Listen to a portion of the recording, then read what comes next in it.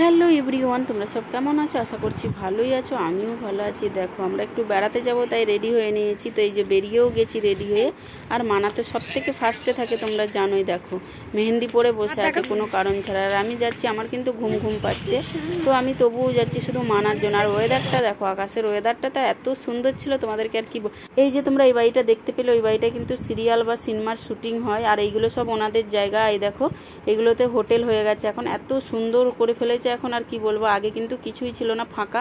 আমাদের ওই রাস্তায় যেতে গেলে ভয় করতো, আর এখন কিন্তু এত হোটেল হয়ে গেছে, এত লোকজন, আর কিচ্ছু ভয় করে না। তো এই দিকটার ওয়েদারটাও কত সুন্দর দেখো। আর এখানে দেখো ওরা দুজন রিলস বানাতে শুরু করে দিয়েছে, আর আমি ওদেরকে একটু ভিডিও নিয়ে নিলাম। আর একটা মানুষ এত অসুবিধায় পড়েছিল, তোমাদেরকে আর কি বলবো। উনি অনেকক্ষণ ধরেই অটো পাচ্ছিল না, তারপর আমি গাড়ি বুক করতে গেলাম একটা, তার আগে একটা অটো এলো, আমি আবার দাঁড় করালাম, সেই অটোতে ওনাকে তুলে দিলাম। আমি তো এখন বেড়াতে এসেছি, চলো আজকে বাড়ি গিয়ে একটা মজাদার প্র্যাঙ্ক করব। প্র্যাঙ্কটা কি হতে চলেছে তোমরা পুরো ভিডিওটা দেখবে। আমরা তোমাদের দাদা ভাইয়ের সঙ্গে আর মাসিমণির সঙ্গে প্র্যাঙ্কটা করব। তো আমরা মেসেজ পাঠাচ্ছি, মেসেজটা এখন পাঠিয়ে দিচ্ছি, গিয়ে আমরা দেখবো কি করছে ওরা দুজন। তো বুনু ভাই লিখে পাঠিয়েছে তুমি কি করছো, আর লিখেছে শুধু রান্নাই করে যাও, চলো একদিন বেড়াতে যাই একসঙ্গে। তো দেখা যাক, চলো কি হয় প্র্যাঙ্কটা, তোমরা দেখতে থাকো। আস্তে আস্তে দেখি না মাইকটা কাজ করা বন্ধ করে দিয়েছে, তখন আমি খেয়াল করিনি, কিন্তু এডিট করতে বসে দেখি না মাইকটা কোনো কাজ করছে না। বাড়ি এসে দেখি তোমাদের দাদাভাই অলরেডি মেসেজটা দেখে নিয়েছে, পড়েও নিয়েছে, দিয়ে আমাকে বলছে ওই বলছিল এগুলো কি। তারপরে আমার একটু হাসি হাসি পাচ্ছিল, আর একটু হেসেও ফেলছিলাম। তারপরে ও বলছে দেখো কি এটা। তা আমি গেলাম ওপরে মাসিমণির কাছে, দেখো।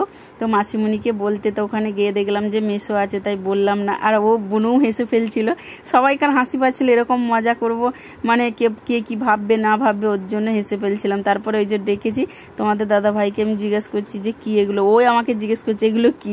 তো ও বুঝতেই পেরে গেছিলো অল্প অল্প করে। তো আমার খুব হাসি পেয়ে যাচ্ছিলো। আর মাসিমণি কিন্তু বুঝতে পারিনি, মাসিমণি তো চিন্তায় পড়ে গেল যে আমার মেয়েটা এরকম করলো, এরকম করছে। তো মাসিমণি দেখে, আর বোনও হেসে ফেলছে বারবার। তো আবার মাসিমণির কাছে গেলাম, দেখো এখানে সবাই বসে আছে, আর মাসিমণি চিন্তায় পড়ে গেছে কি করব এবার, কি হবে। তো এখানে আমরা বলছিলাম এইগুলোই, কিন্তু মাসিমণি কি করবে, চুপ হয়ে গেছে, আর কিচ্ছু বলছে না। বলছে কি হলো, এরকম একটা মানে ব্যাপার। তারপরে আমার তো এখানে বললাম না হেডফোনটা বন্ধ হয়ে গেছিলো, আমি তো বুঝতেই পারিনি। তো দেখো তোমাদের দাদাভাই কিন্তু সবার আগে বুঝতে পেরেছিল। মাসিমণি তো প্রথমে বিশ্বাসই করতে পারিনি। তো আমরা তো মানে একটু মজা করছিলাম, ওটা বুঝতে পারিনি। কিন্তু মাসি কি করবে, মাথায় হাত করে গেছে।